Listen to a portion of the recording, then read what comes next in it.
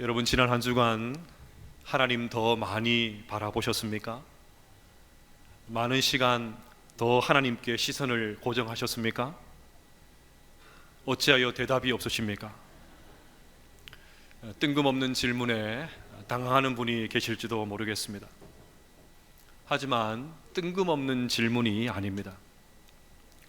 지난주 설교에 적용 질문을 던진 것에 불과합니다. 설교는 예배의 여러 순서 가운데 하나가 아닙니다. 세상의 근심을 잠시 잊게 만드는 치료제도 아닙니다. 일회용 소모품은 더더욱 아닙니다. 설교는 우리를 향한 하나님의 뜻입니다.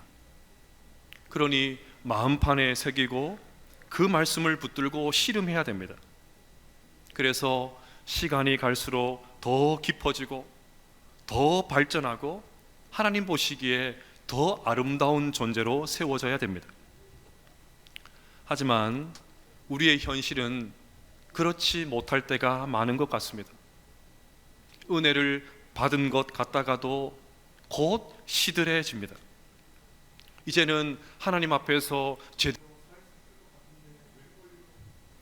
이런저런 유혹 앞에서 속수무책으로 넘어갑니다. 이런 사이클이 계속해서 반복되다 보니까 우리 안에는 일종의 패배의식이 있습니다.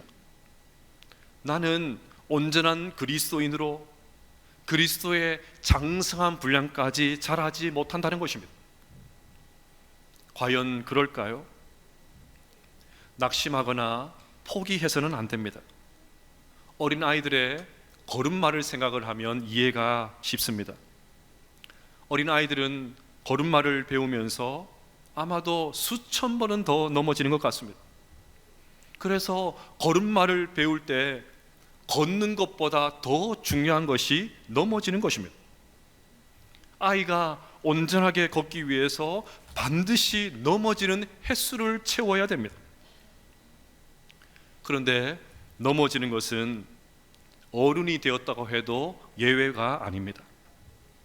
한 사람이 인격적으로 온전해지기 위해서 넘어지고 일어나는 그 아프고 힘든 과정을 반드시 거쳐야 됩니다.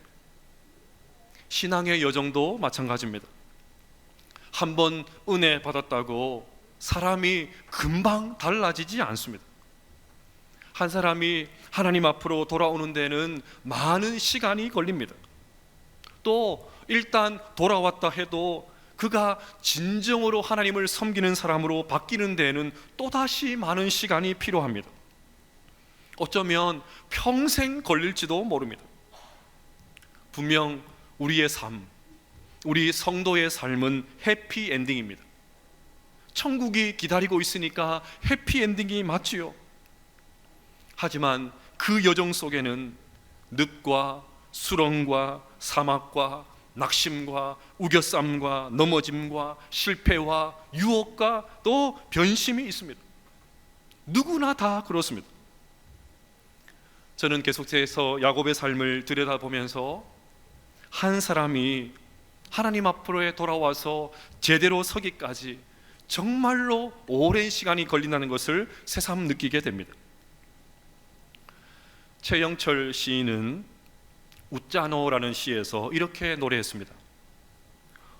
비 오네 자꾸 비 오면 꽃들은 우째 숨쉬노 젖은 눈 말리지 못해 퉁퉁 부어오른 잎 자꾸 천둥 번개치면 새들은 우째 날겠노 노점 무 당근 팔던 자리 흥건히 고인 흙탕물 몸 간지러운 햇빛 우째 기지개 펴겠노 공차기 하던 아이들 숨고 꼴대만 꿋꿋이 선 운동장 바람은 저 빗줄기 뚫고 우째 먼 길 가겠노 연신 우째 탄식으로 이어지는 시입니다. 내 목구멍이 포도청인데 오지랖 넓게 무슨 다른 사람들을 그렇게 걱정하나 싶지만 그래서 이 시가 더 눈에 들어옵니다. 각박하고 점점 메말라가는 시대 속에서 남들이야 죽든지 말든지 나만 잘 살면 된다 그렇게 생각하는 세상 속에서 진심으로 웃자노라는 말이 정말 충격적으로 들리기까지 합니다. 만약에 우리의 관계 속에서 진심에서 우러나오는 웃자노가 없다면 우리의 관계를 한번 점검해 볼 필요가 있습니다. 저는 오늘 야곱의 모습을 보면서 웃자노라는 단어가 떠오릅니다. 그렇게 하나님의 사랑을 경험하고도, 그렇게 하나님의 은혜를 경험하고도, 아니 그렇게 생생하게 하나님을 경험을 하고도 야곱은 바뀌지를 않습니다. 그 고생을 하고도 야곱은 달라지지를 않습니다. 이제 좀 신앙에 철이 든 것 같은데 옛날 모습으로 또 돌아갑니다. 웃자노, 웃자노. 그런데 사실 웃자노는 우리 모두를 향한 외침이기도 합니다. 우리도 별반 다르지 않습니다. 여러분, 내 자신의 가슴을 치면서 이렇게 한번 고백합시다. 웃자노. 안 하시는 분 뭡니까? 웃자노. 웃자노. 웃자합니까? 웃자합니까? 네, 우리를 보면 웃자노 탄식만 나옵니다. 그런데 우리의 탄식을 탄성으로 바꾸시는 하나님이 계십니다. 우리를 끝까지 포기하지 않으시는 하나님이 계십니다. 오늘은 이 하나님의 손길을 한번 추적해 보기를 원합니다. 아버지와 형의 미움을 받고 도망자 신사가 된 야곱은 외삼촌 라반의 집에서 죽도록 고생했습니다. 사투리로 새가 빠지게 일했습니다. 결혼을 위해서 무려 14년 동안 라반의 집에서 종살이를 한 야곱이 이제 외삼촌에게 고향으로 돌아가겠다고 합니다. 25절을 보시면 라헬이 요셉을 낳을 때에 야곱이 라반에게 이르되 나를 보내어 내 고향 나의 땅으로 가게 하시되. 여러분, 야곱이 누굽니까? 장자권을 얻기 위해서 아버지도 속이고 형을 기만했던 사람이죠. 어쩌다 라헬에게 반해서 그 라헬을 얻기 위해서 라반에게 속아서 14년이나 종살이를 하고 있지만 야곱은 원래 그렇게 어리숙한 사람이 아닙니다. 아마 야곱은 약속한 14년이 지나가기만을 손꼽아 기다렸을 것입니다. 드디어 기한이 찾아 고향으로 돌아가겠다는 것입니다. 그런데 라반의 집을 떠나는 것이 쉬운 문제가 아닙니다. 우리가 아는 대로 라반은 아주 교활한 사람이지요. 호락호락하거나 또 만만한 상대가 아닙니다. 무슨 수를 써서라도 야곱을 평생 붙들어 두려고 할 것입니다. 라반이 동의해 주면 간단하지만 그렇지 않으면 또 문제가 꼬입니다. 그래서 야곱은 라반에게 이렇게 간청합니다. 26절을 보시면 내가 외삼촌에게서 일하고 얻은 처자를 내게 주시어 나로 가게 하소서. 내가 외삼촌에게 한 일은 외삼촌이 아시나이다. 내가 얼마나 고생했는지, 얼마나 성실하게 일했는지 외삼촌 잘 아시니까 이제 보내주십시오, 그 말이죠. 자, 이제 주사위가 던져졌습니다. 라반이 어떻게 반응했을까요?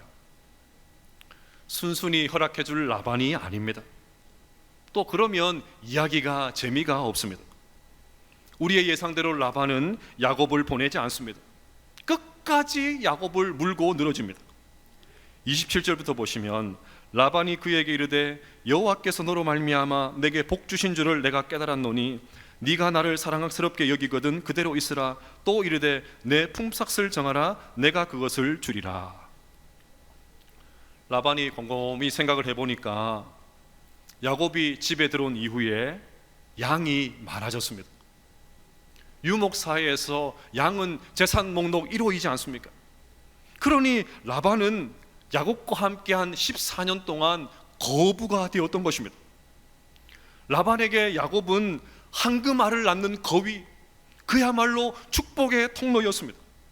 그런 야곱을 어떻게 보냅니까? 죽어도 못 보내지요. 그래서 이제부터는 품삯 좀 줄 테니까 그냥 더 있으라고 합니다. 근데 여러분, 이 말이 어떻게 들리십니까? 진짜로 들리십니까? 설마요. 그럴 리가 없지요. 어떻게든 야곱을 붙잡아 두려고 마음에도 없는 제안을 한 것입니다. 우리가 지금까지 관찰한 라반은 야곱보다 더 야곱 같은 사람이었습니다. 절대로 손해볼 일은 하지 않습니다. 실제로 라반은 야곱의 품삯을 수시로 변경했습니다.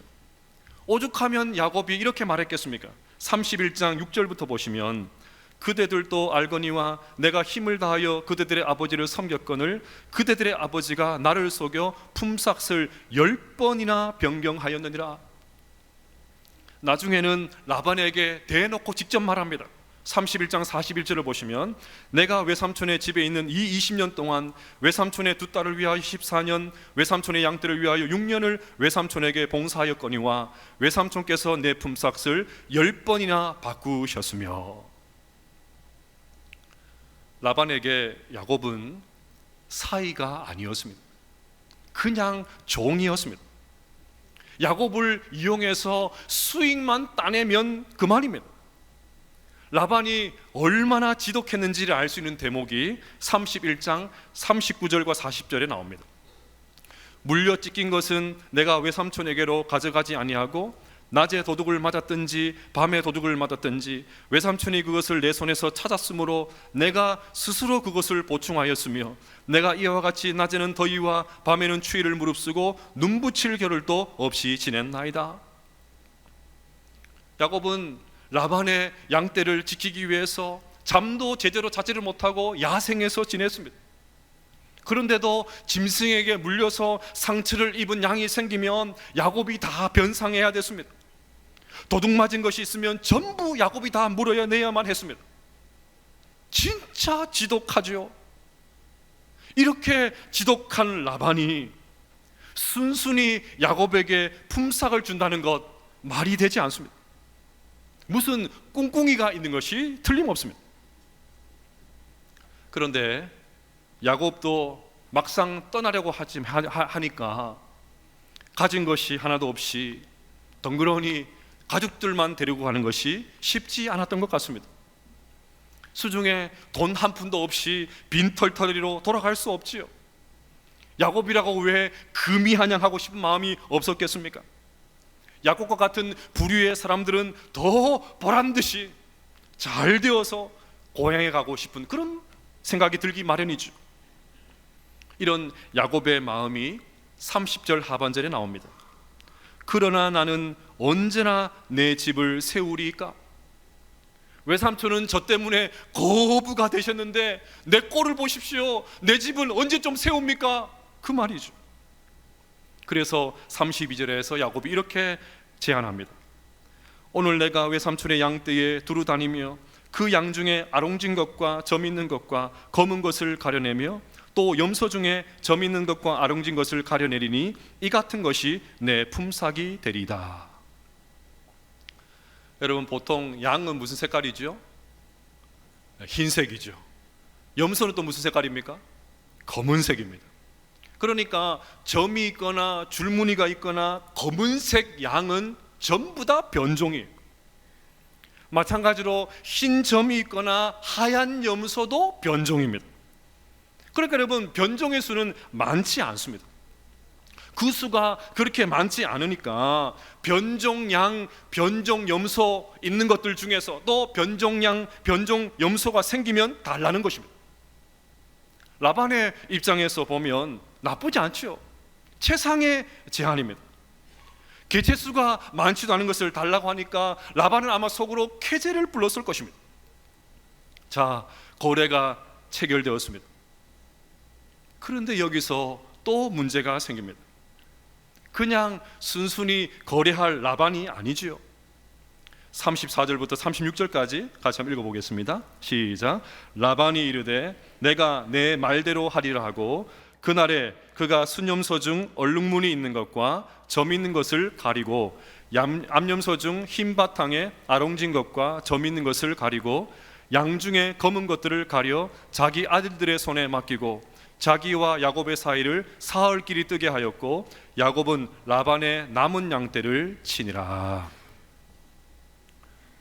야곱의 말대로 하겠다고 찰떡같이 약속한 그 라반이 하는 행동을 보십시오. 그날에라고 되어 있는데 이 그날은 야곱과 품삯을 약속한 바로 그날입니다. 라반은 단 하루도 지체하지 않습니다. 즉시로 자기가 직접 양과 염소떼에 가서 알록달록한 병종들을 샅샅이 다 가려내어서 아들에게 맡깁니다. 그리고 야곱이 있는 곳에서 사흘길쯤 걸어가서 멀리 가서 거기서 이 양들을 치라고 합니다. 한마디로 라반은 야곱과 약조한 그 당일에 알록달록한 짐승을 모두 다 빼돌린 것입니다. 지금 있는 짐승 중에 알록달록한 변종들 한 마리도 주지 않겠다는 것입니다. 또 앞으로도 그런 변종들이 나올 가능성을 원천적으로 차단하겠다는 것입니다. 정말 지독하지요. 아니, 치졸하다는 말이 더 적절할 것 같습니다. 저는 손발 다 들었습니다. 세상에 이렇게 지독한 사람이 어디 있습니까? 그것도 사위에게 말입니다. 사위가 아무리 마음에 안 들어도 사위에게 가는 것은 어차피 자기 딸에게 가는 것과 마찬가지지 않습니까? 그런데도 어떻게든 한 마리도 줄 수 없다고 약조한 그날에 이런 모렴치한 행동도 서슴지를 않습니다. 다음 날 알록달록한 변종 가축들이 한 마리도 없는 것을 확인한 야곱의 심정이 어땠을까요? 틀림없이 어이없고 황당하고 배신감이 들었겠지요. 그런데 저는 하도 많이 당해서 아마도 그러려니 하지 않았을까? 헛웃음도 나오지 않았을까 생각을 해봅니다. 아마 라반이 그런 식으로 나올 줄 예상했을지도 모릅니다. 기왕에 이렇게 된 거 이번에는 야곱도 순순히 물러나지를 않습니다. 어떻게든 결과를 내기 위해서 다른 방법을 찾아냅니다. 36절부터 보시면 야곱이 버드나무와 살구나무와 신풍나무의 푸른 가지를 가져다가 그것들의 껍질을 벗겨 흰 무늬를 내고 그 껍질을 벗긴 가지를 양떼가 와서 먹는 개천의 물구 위에 세워 양떼를 향하게 하며 그떼가 물을 먹으러 올 때에 새끼를 베니.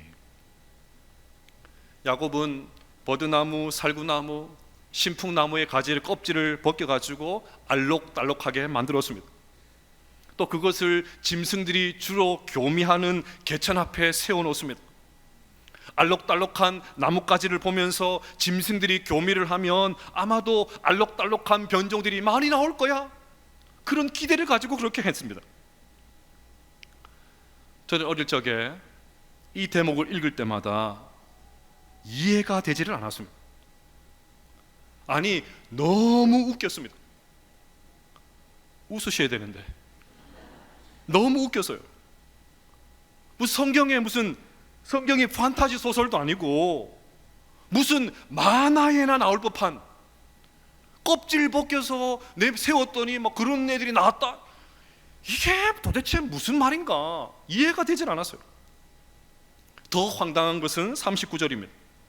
가지 앞에서 새끼를 뱀으로 얼룩얼룩한 것이 겉과 점이 있고 아롱진 것을 낳은지라.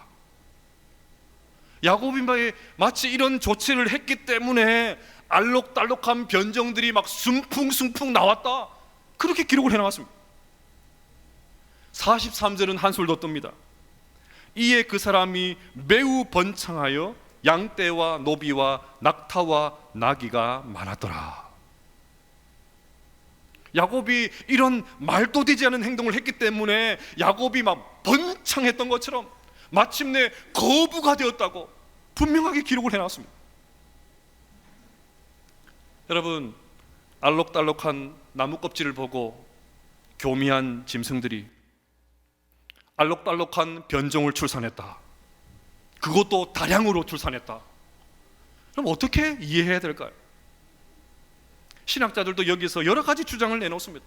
나무가 실제로 그런 효용들이 있었다, 또 교미할 때 그런 것을 본 짐승들 새끼의 색깔 결정적으로 그렇게 된다, 결정적인 역할을 했다. 또 어떤 신학자는 무슨 말인지 모르겠는데 열성의 비율을 잘 활용하면 이런 변종을 얻을 수 있다, 이렇게 돼 있어요. 열성의 비율을 잘 활용하면, 도대체 무슨 말인지 모르겠어요. 하지만 제가 봤을 때 이런 주장은 어떻게든 야곱을 좋게 보려는 의도에서 나온 것에 불과합니다. 지금 야곱의 행동은 과학도 아니고 생물학적으로 맞는 것도 아닙니다. 이것은 그냥 미신입니다. 고대 사회에서 전해 내려오던 관습, 그 미신을 따라 야곱이 그대로 답습한 것에 불과합니다. 저는 여기서 야곱이 신앙이 아닌, 믿음이 아닌 미신을 쫓는 야곱의 모습이 너무 실망스러워요.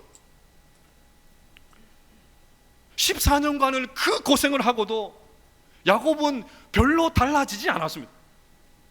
기도하기는커녕 그냥 고대의 간습을 따라, 미신을 따라 그렇게 답습을 해요. 여러분, 지난주에 사랑하는 아내 라헬이 계속되는 그 불임을 보면서 정신을 좀 차리는가 싶지 않습니까? 그런데 또다시 세상적인 방법을 쓰고 맙니다. 라헬의 협박성 투정을 듣고 야곱이 뭐라고 했습니까?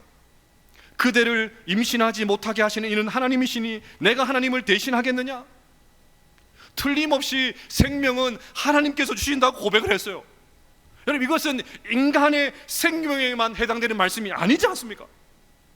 그러면 그것을 깨달았으면 미신적인 방법을 쓸 게 아니라 하나님 앞에 기도했어야 됩니다. 생명을 주시는 하나님 앞에 이 문제를 가지고 나와서, 하나님, 빈털터리로 고향에 갈 수는 없잖아요. 14년 동안 이 고생을 했는데 이 모습으로 갈 수는 없잖아요. 그러니까 하나님, 제발 좀 저를 도와주십시오. 그래 했어야 되는 것 아닙니까? 그런데 예전의 모습, 야곱의 모습으로 돌아갑니다. 진짜 사람 잘 안 바뀌죠. 그 고생을 하고도 정신을 못 차려요. 그런데 저는 이런 야곱의 모습을 보면서 저의 모습을 봅니다. 우리 모두의 모습을 봅니다. 사실 우리도 비슷하지요. 이제 은혜를 좀 받아서 하나님 앞에 좀 철이 든 것 같다가도 어떤 부분에는 철저하게 세속적입니다. 이제는 좀 달라진 것 같다가도 지독하게 바뀌지 않는 부분이 있습니다. 뜨겁게 신앙생활 하다가 어느 순간에 시큰둥해집니다. 이런 이유 때문에 설교서론에서 언급한 대로 웃자노 탄식이 나오는 거예요. 도무지 변화되지 않는 내 모습 때문에, 우리의 모습 때문에 웃자노 탄식이 나오는 거예요. 여러분, 인정하십시다. 안타깝지만 이것이 우리의 모습이고 우리의 현실이고 우리의 실력입니다. 하지만 여러분, 아직 실망하기는 이릅니다. 서론에서 말씀드린 문장을 다시 반복하고 싶습니다. 우리의 탄식을 탄성으로 바꾸시는 하나님이 계십니다. 할렐루야. 이것이 우리의 소망이에요. 우리의 이 탄식, 웃자노, 이 탄식을 탄성으로 바꾸시는 하나님이 계신 거예요. 이런 측면에서 알록달록한 변종이 태어나고 빈털터리 야곱이 부자가 된 것은 야곱의 미신적인 행동 때문이 아니었습니다. 하나님께서 특별하게 역사하셨기 때문이에요. 기적이라는 말이 하나님께는 해당되진 않지만 이것은 하나님의 기적입니다. 하나님께서 야곱의 인생 가운데 다시 찾아오신 것입니다. 그래서 라반이 우리에서 알록달록한 것을 다 가려내고 자기 아들들에게 맡겨서 사흘길을 걸어가라, 야곱에게서 철저하게 분리시키는 이 악조건 속에서도 하나님은 변종이 정상적인 것보다 훨씬 더 많이 태어나게 역사해 주셨던 것입니다. 31장 9절 말씀을 같이 한번 읽어보십시다. 시작. 하나님이 이같이 그대들의 아버지의 가축을 빼앗아 내게 주셨느니라. 뭐라 되어 있습니까? 하나님이 하셨다. 하나님이 하셨다. 그러면 왜 하나님께서 이렇게 하셨을까요? 기도는커녕 미신적인 방법으로 하나님을 실망시킨 야곱에게 왜 하나님께서 이렇게 하셨을까요? 도무지 달라지지 않는 야곱이 뭐가 이쁘다고 하나님께서 이렇게 하실까요? 이유는 하나밖에 없습니다. 우리 하나님은 약속을 지키시는 분이시기 때문입니다. 우리 하나님은 약속에 신실한 분이시기 때문입니다. 여러분, 야곱에게 먼저 찾아오신 하나님께서 무슨 약속을 하셨습니까? 내 자손이 땅에 티끌같이 많아지게 될 거야, 그 약속하셨지요. 그래서 아내들이 벌이는 그 출산 전쟁을 통해서 11명의 아들과 1명의 딸을 주셨던 것입니다. 또 하나님은 땅의 모든 족속이 너와 내 자손으로 말미암아 복을 얻게 될 거야 약속하셨지요. 그 약속을 지키기 위해서 하나님은 가축들의 출산에도 개입하셔서 야곱에게 엄청난 가축을 안겨주셨던 것입니다. 라반의 손아귀에서 벗어나기 위해서 발버둥치는 야곱에게 복을 주셔서 야곱이 가나안 땅으로 돌아갈 수 있는 여건을 마련해 주셨던 것입니다. 이것이 우리의 소망인 줄로 믿습니다. 사랑하는 여러분, 우리는 수없이 많은 라반이 살고 있는 치졸하고 비열하고 지독한 세상 속에서 살고 있습니다. 그래서 때로는 라반에게 손해를 당하기도 하고 억울한 일을 당하기도 합니다. 심지어 사방으로 우겨쌈을 당해서 답답한 상황을 만날 때도 있습니다. 하지만 그런 일을 당할 때 낙심만 하지 마시고 오늘 말씀을 붙들 수 있는 우리 모두가 될 수 있기를 주의 이름으로 축복합니다. 31장 12절 말씀을 같이 한번 읽어보겠습니다. 시작. 이르시되 내 눈을 들어보라. 양떼를 탄 순양은 다 얼룩무늬 있는 것과 점 있는 것과 아롱진 것이니라. 라반이 내게 행한 모든 것을 내가 보았노라. 라반이 너에게 했던 그 비열한 행동 내가 다 보고 있어. 반드시 그것을 내가 의롭게 만들어줄 거야. 하나님께서 그렇게 말씀하셨던 것입니다. 또 라반도 라반이지만 사실은 우리 자신이 걸림돌이 될 때가 훨씬 더 많습니다. 여전히 믿음으로 살지 못하고 허물과 부족함이 많은 우리들입니다. 하나님을 실망시킬 때가 얼마나 많습니까? 매 순간 하나님을 의식하지 못하고 내 욕망을 따라 내 욕심을 따라 그냥 세상적인 방법으로 살 때가 얼마나 많습니까? 결코 야곱은 남의 이야기가 아닙니다. 그런 내 모습에 실망하고 한없이 위축되고 웃잖아 이래서 웃잖아 그런 탄식이 터져나올 때마다 오늘 말씀을 붙들 수 있는 우리 모두가 될 수 있기를 주님의 이름으로 축복합니다. 31장 42절 말씀 같이 한번 읽어보겠습니다. 시작. 우리 아버지의 하나님 아브라함의 하나님 곧 이삭이 경외하는 이가 나와 함께 계시지 아니하셨더라면 외삼촌께서 이제 나를 빈산으로 돌려보내셨으리야마는 하나님이 내 고난과 내 손의 수고를 보시고 어젯밤에 외삼촌을 책망하셨나이다. 웃잖아 우리는 탄식하지만 하나님께서 우리의 탄식을 탄성으로 바꾸어 주실 줄로 믿습니다. 오늘 말씀을 마무리하면서 수많은 비열한 라반으로 인해서 힘든 시간을 보내고 있었던 1세기 성도들에게 사도 바울이 전했던 그 말씀을 함께 읽으면서 오늘 설교를 마치도록 하겠습니다. 함께 읽겠습니다. 시작. 우리가 이 보배를 질그릇에 가졌으니 이는 심히 큰 능력은 하나님께 있고 우리에게 있지 아니함을 알게 하려 함이라. 우리가 사방으로 우겨쌈을 당하여도 쌓이지 아니하며 답답한 일을 당하여도 낙심하지 아니하며 박해를 받아도 버림받지 아니하며 거꾸로짐을 당하여도 망하지 아니하고 우리가 항상 예수의 죽음을 몸에 짊어짐은 예수의 생명이 또한 우리 몸에 나타나게 하려 함이라. 할렐루야.